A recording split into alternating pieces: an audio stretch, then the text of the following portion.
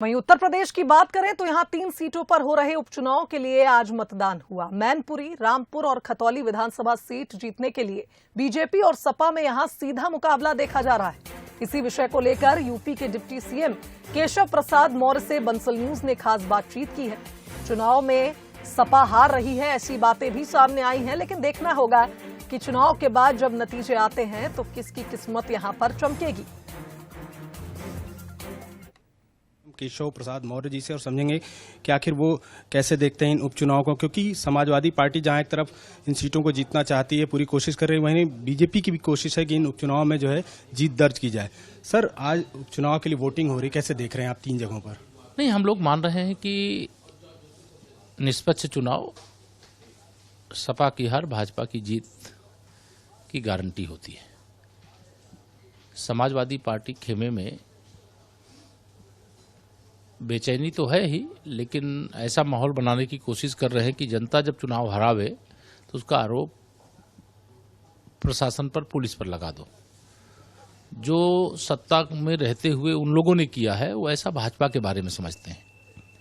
भाजपा पूरी तरह से लोकतांत्रिक प्रक्रिया का पालन करती है और हमने चुनाव आयोग से मांग किया है कि इनके गुंडे, इनके माफिया, इनके धनबली, इनके बाहुबली, इनके बूथ कब्जा करने वाले गुंडे जो भी हैं उन पर नज़र रखा जाए और उनके मतदान करने से किसी को रोकने की जरूरत नहीं है, लेकिन मतदाताओं को धमकाने का काम, बूथ पर कब्जा करने का काम, पैसे बांट करके वोट खरीदने का काम, इस पर लगाम लगाई जाए।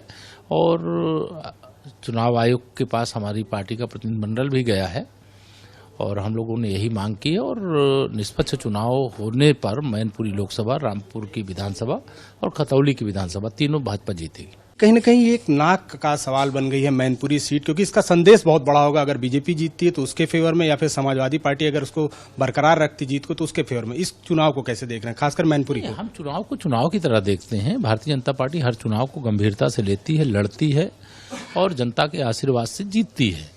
और 3 उपचुनाव, आजमगढ़ का, रामपुर लोकसभा का, ये गोला गोकर्ण विधानसभा का चुनाव हो चुका है और तीनों उपचुनाव भारतीय जनता पार्टी जीत चुकी है।